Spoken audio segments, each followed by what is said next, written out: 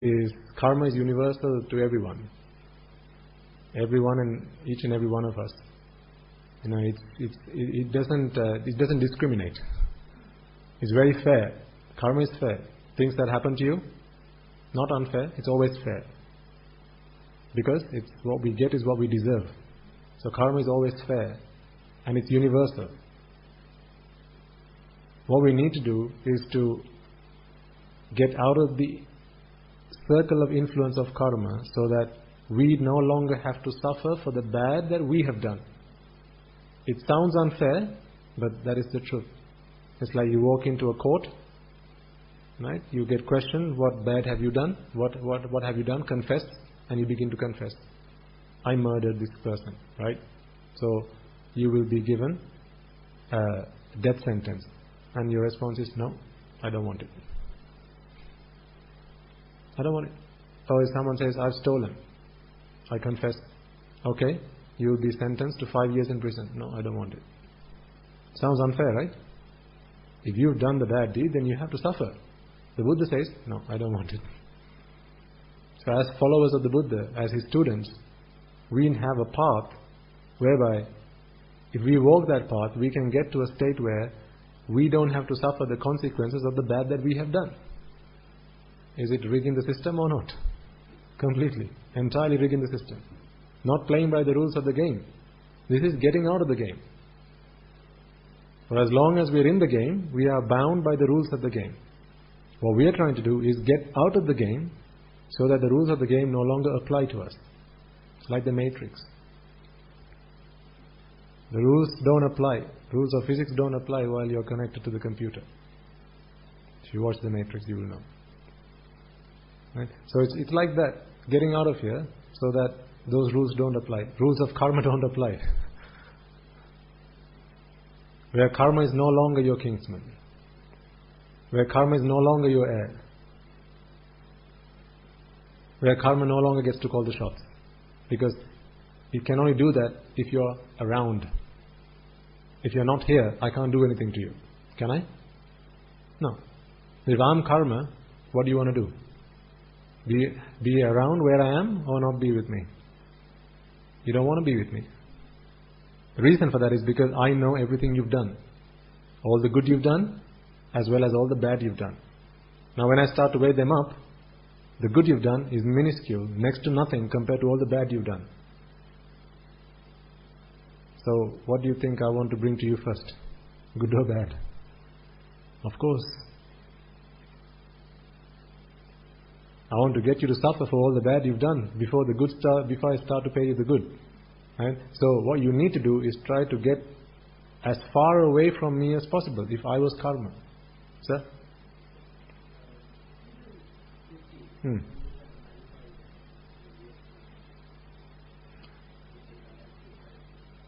It's a question that gets asked quite often. It's a good question. But in the world of karma, negative and positive don't cancel each other out. The positives will have their own rewards and the negatives will have their own consequences. They don't nullify like that. If had that been the case, right, why do you think the Buddha would have suffered at all?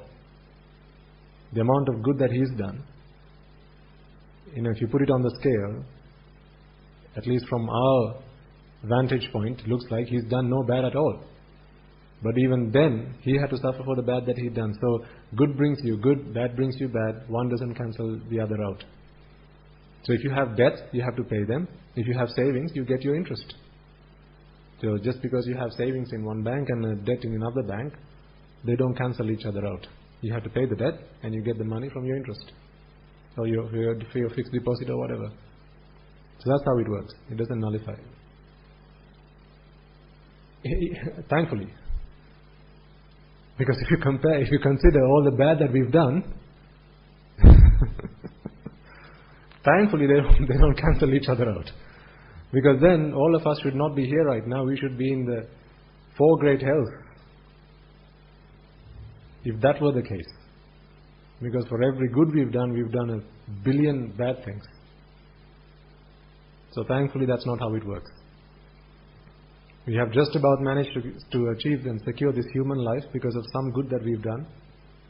some tremendous good that we've done, and now we have the chance to stop playing the game, get out of this circle of influence.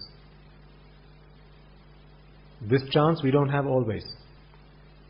When you're not in the Sugatya, when you're not in the blissful plane, you don't have the choice of not playing the game. You don't have the choice of getting out. Then you're bound by the rules and regulations, and you don't have a choice. Once in a while you get a chance to choose. Do you want to stay or do you want to go? And that chance only comes once in a very, very, very long time. So now you and I, we all have that chance. But everyone out there, every Tom, Dick and Harry is far too busy living and enjoying the merits of the good that they have done. That's what they're all doing out there. They're consuming all the merit that they have done. But once that's all consumed, it's back to business. Actually, we're all on holiday. This is a very short holiday we're all on. It's a weekend break compared to this long journey in samsara. Having been born human it's not even a long weekend. It's just a weekend break, having been born human. But everyone out there, they're busy, far too busy living their weekend, enjoying their weekend break, going out and seeing the parks, walking around, going to the zoos, right? Having fun, dancing and clubbing and drinking and doing all those things, not realizing that this break is going to come to an end pretty soon. And then it's back to work.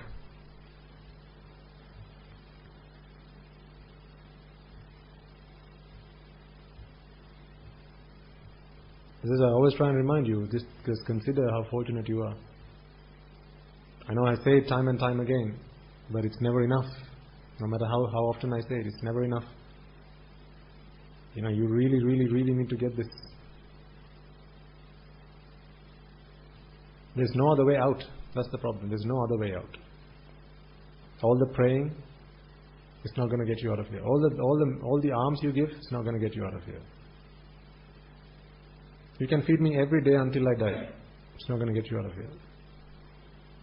Every katina thinkama that we have at the monastery, you can lead it, you can take ownership and you can do it. It's not going to get you out of here. Only thing that's going to get you out of here is the Dhamma. And how far you have comprehended the Dhamma. Not understood it, not learnt it, not by-hearted it. How much you have comprehended it. In other words, how much you have enabled the letting go to happen. How much you have let go happen. How much letting go has happened, essentially. Because remember, it's like that friend holding you in one place while the others come in and hitting you. What we need to do is get out of the grasp of the guy who's holding you. So when you're not being held in one place, now the other guy can't hit you up, can't beat you up. That's what we're trying to do. This is where, as I said at the beginning, the Buddha's purpose of coming into this world is not to teach us to let go. It's to teach us to realize the truth. Because when we see the truth, then letting go will naturally happen. It will just happen automatically. So all the things you're attached to right now, okay, in whatever capacity that you are attached to, is because you haven't seen the truth behind them. So if you're still attached to your wife, it's because you haven't seen the truth. If you're attached to your child, you haven't seen the truth. If you're attached to your house, you haven't seen the truth. You're still ignorant. Simple. That's the only reason. You're ignorant.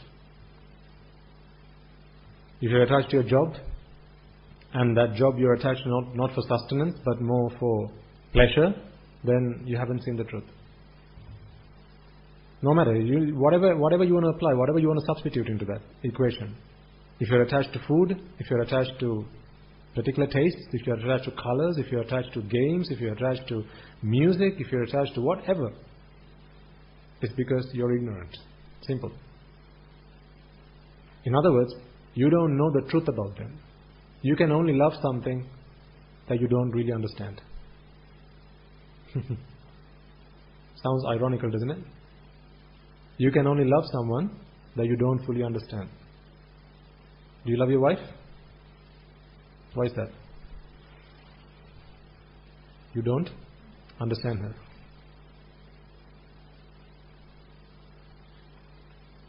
Yes or no? If you love your husband, why do you love your husband? It's because you don't understand him. The day you understand your wife, you will not love her.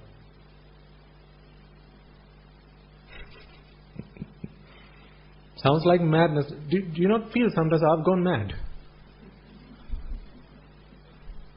Some of the things I say?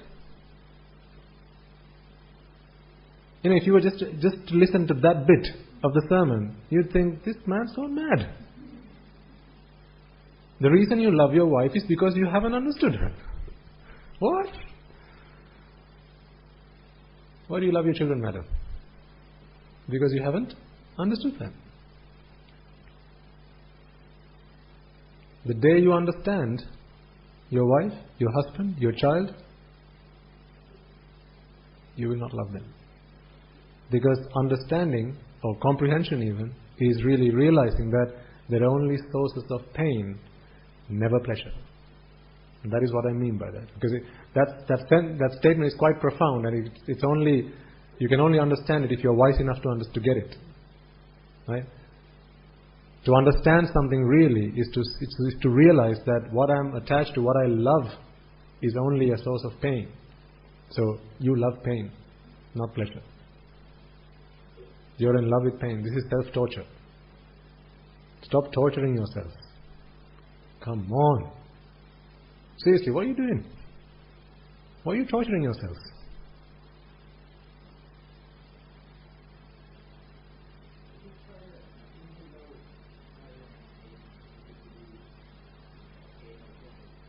Rather what, sorry sir?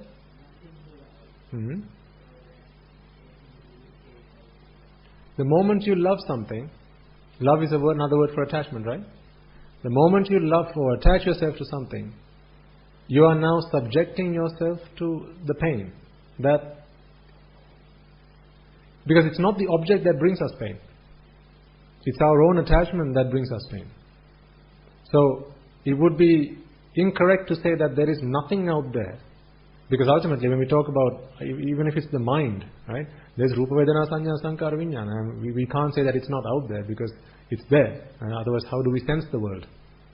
Sight, sound, smell, taste and touch, it's there. One could argue, well, is it really there? Or is that just energies, right? These are discussions that are really not really worth having. Because we don't need to worry about that level of detail. Because we all know that we suffer. Now, that's not news to anyone, is it? You suffer, is that news? News alert, you suffer. No, we all know that we suffer. What we are trying to figure out is why do we suffer? So to think that there's nothing out there, therefore let's not attach ourselves to nothing. Okay, then try and do it and show me. Because that's when we start to get into the realm of there's nothing there.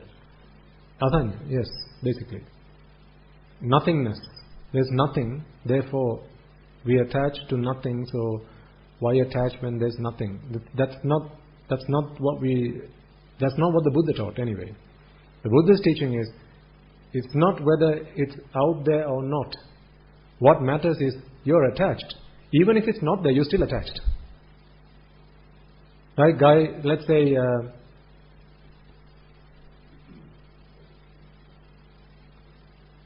Santa. As a young child, I was attached to Santa. Santa wasn't there, but I was still attached to it, to Santa, it, him. I don't know, not there. So how can I say whether it's an it or a him?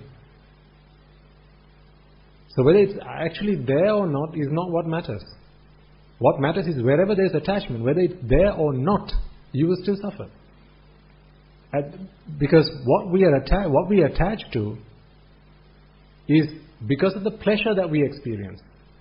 Or rather, reason for attachment is the pleasure that we experience.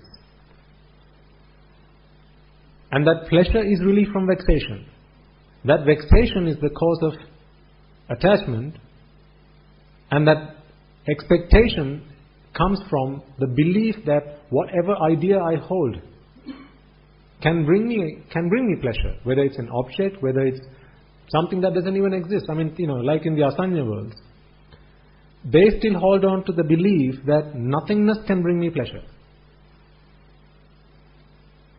Nothing is out there, and therefore I experience pleasure, and I'm attached to that pleasure. So now they're going to be born in the Asanya worlds, where there is nothing. Nothing as in nothing material. But the mind still exists. The mind still exists, arises and passes away, and therefore there is attachment because of ignorance, and that ignorance leads you to attachment and therefore suffering. So our focus needs to be not on whether there's something out there to attach to or not, but rather attachment leads to suffering. Therefore, we need to rid ourselves of attachment.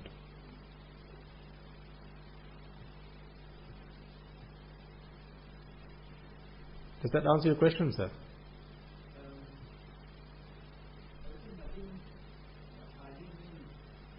Mm-hmm.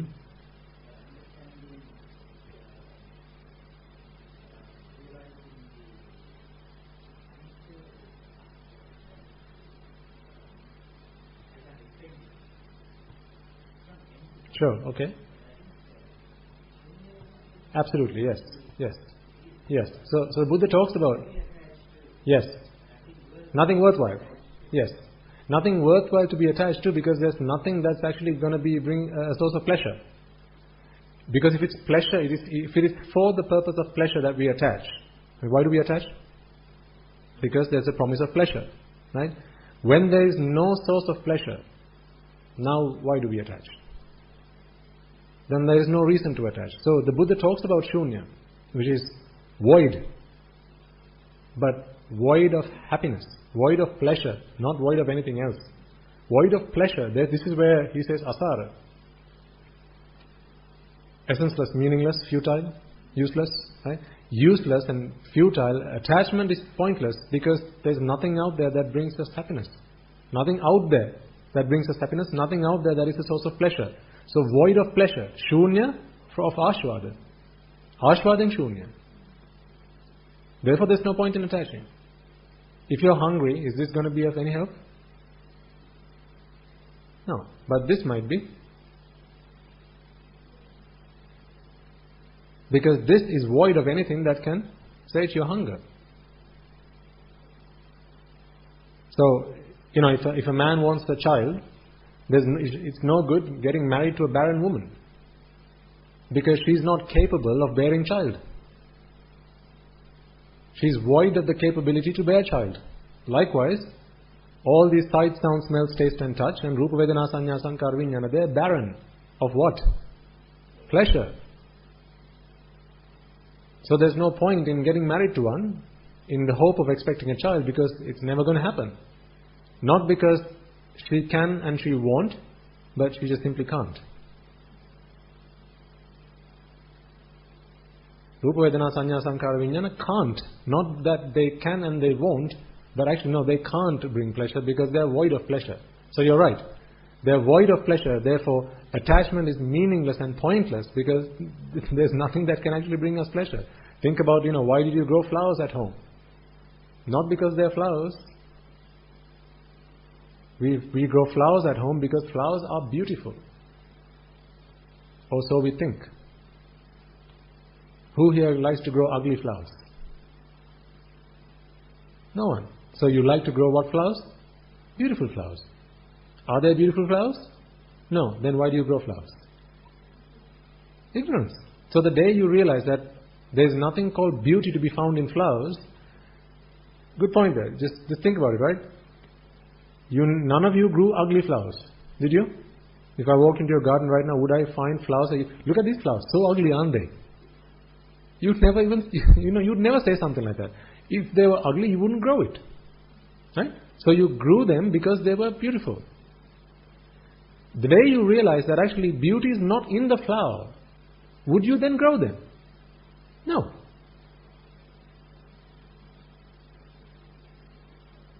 Otherwise, you would have grown ugly flowers also. If you grew flowers because they were flowers, you would have grown ugly flowers. But you didn't grow ugly flowers. You planted the seeds and you watered them and you catered, you tended to them and you looked after them because you thought they were beautiful, not because they were flowers. Are you all in agreement with what I'm saying here? You didn't grow your garden because they were flowers. You grew flowers because they were beautiful flowers. But then when the day comes where you realize beauty is not in the flower, what else do you have to gain from flowers? Unless there's a beehive somewhere and you want the bees to feed on the nectar, then perhaps you might grow it, but then that's a different reason. Not for the beauty. Now you grow the flowers because you have a source of food, and indirectly source of food. Then growing flowers is reasonable. But if I ask you, why do you grow the flowers? Beautiful. Unreasonable. Why? You can't reason out. You didn't get married to your husband because he was a man. Otherwise, there's plenty of men out there. You could have married any one of them. You married that particular person.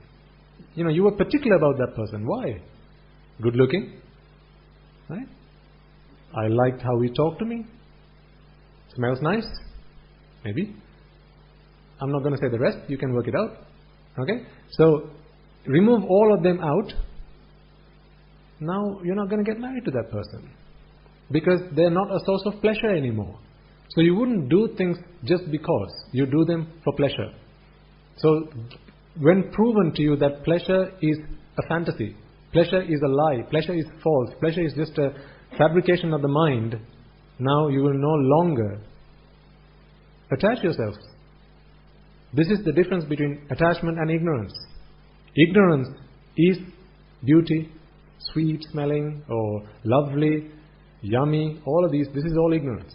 Remove them out of the picture. Take them out, not forcefully, through understanding. Take them out, and then you will realize, well, what's the point of attachment? You will lose the point of attachment. Attachment becomes meaningless, pointless. That's why you will not attach. Not because I say so, not because someone says it's bad to attach. No. There will be no point in attaching. Because attachment can only bring you suffering. Never pleasure. Never good. Attachment can never do you any good. Attachment can only do you bad. We don't see that. We see that attachment actually brings me good. Brings me hope. It's worthwhile. Take that out of the picture. Now attachment only brings me suffering. So why attach then?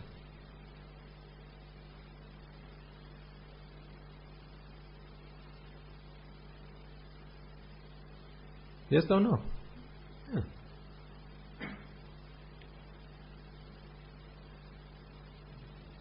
Yes, sir.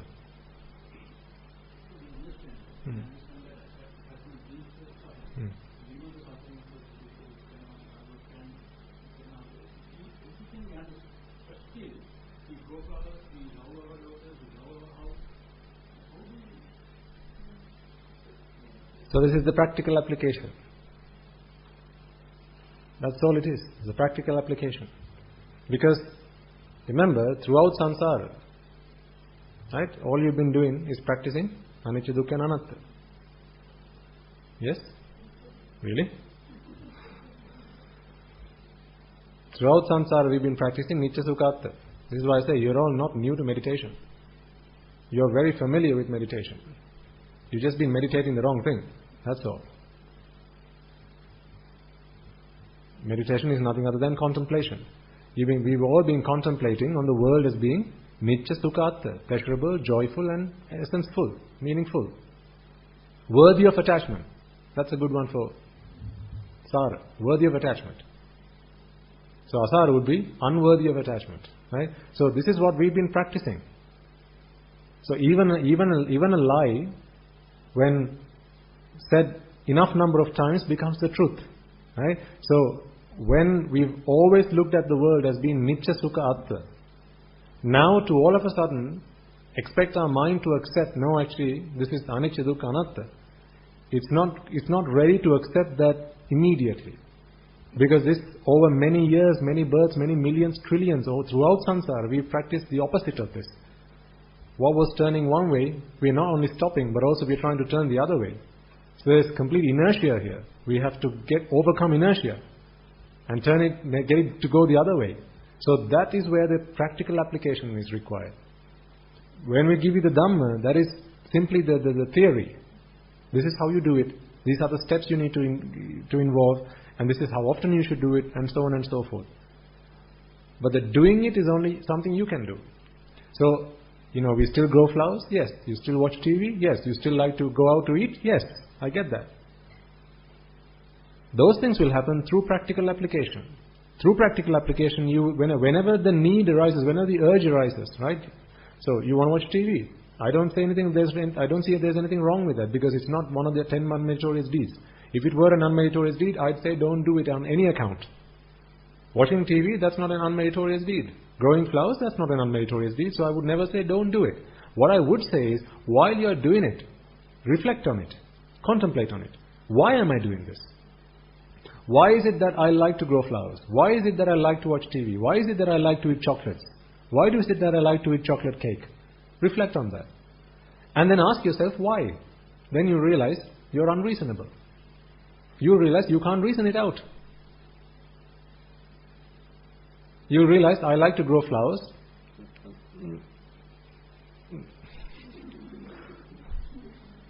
One might say it's my hobby. Why do I need a hobby? You need a job, I get that. Because you need a source of income. Why do you need a hobby? I get bored. Why do you get bored? Because I have no one to talk to. So why is that a problem? Because I like to talk to someone. Why? I like to keep talking to someone. I like to keep chatting with someone. Just always have something to do. Why? Ask yourself why. Become a reasonable person. You keep asking yourself why. Like these pesky kids. You get Tuta, do this. Why, Ami? No, don't ask why. Do it. Why, Ami?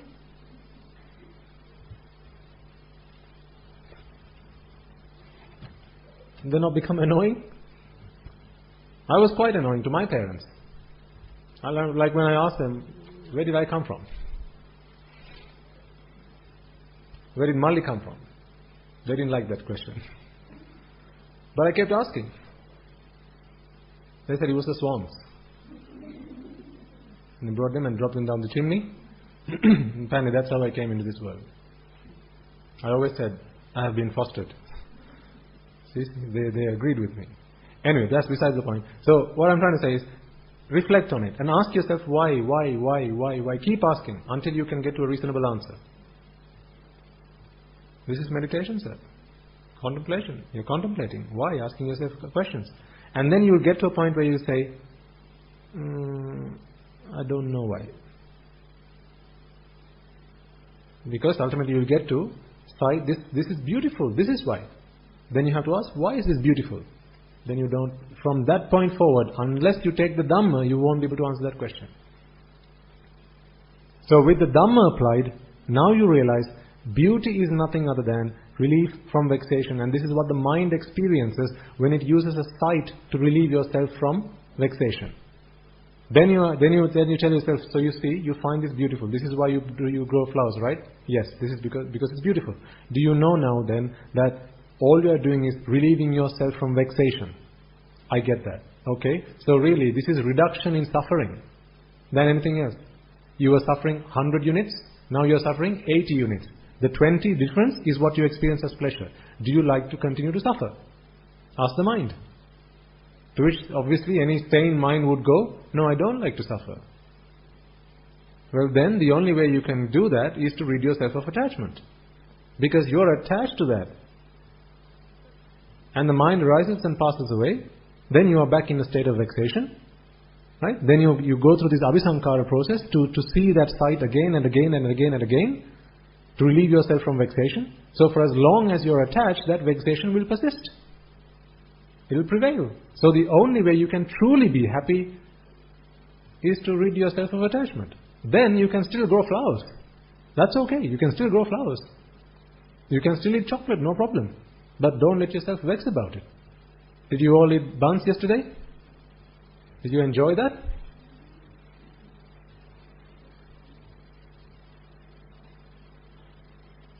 How was that torture? Was that not torture? Yes. So this is what Guru Maharaj said, right? You could be the richest man alive, you could be the most educated person, you could be the most good-looking person alive. But with a bun in your hand, a simple bun can completely destroy your sanity. It can put you on your knees, steal your happiness. What? A bun. Why? Attachment. And are you okay with that? This is the question you have to ask yourself, really. When I say ask your mind, ask yourself, am I okay with becoming a dog in front of a bun? Salivating in front of a bun? Am I okay with that? Should someone like me have to succumb to that kind of, state? Fall to that kind of state? Is that the kind of person I am? Ask yourself. Is it better to not have a rash or to have a rash and keep scratching yourself? Ask yourself. Is it better to have a headache and take a paracetamol or not to have the headache in the first place? Ask yourself.